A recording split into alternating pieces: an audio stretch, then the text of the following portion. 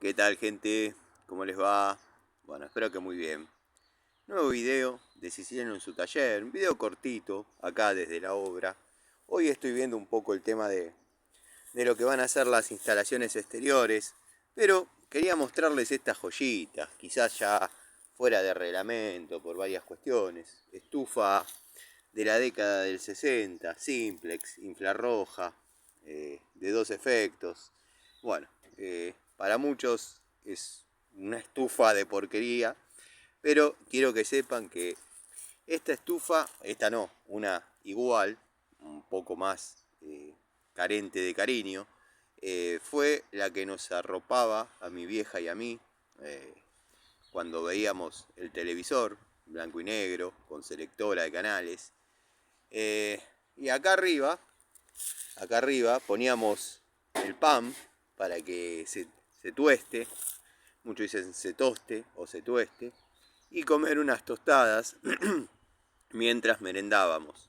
La verdad que hacía muchos años que no veía una estufa simplex en este estado.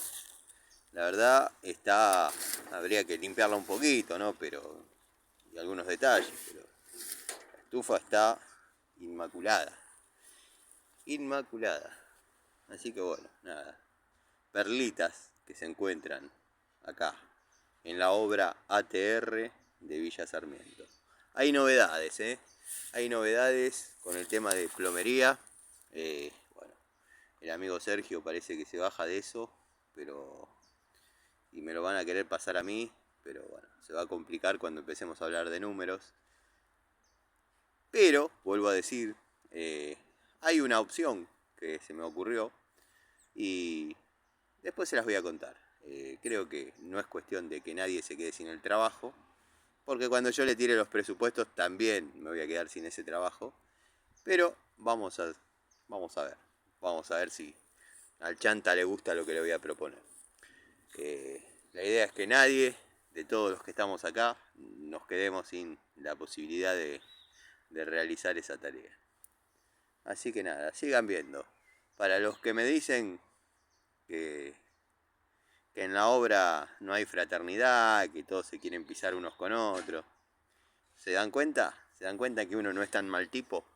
Cuando uno viene de electricista a una obra y lo aprecian los albañiles, ya está, ya entendiste todo.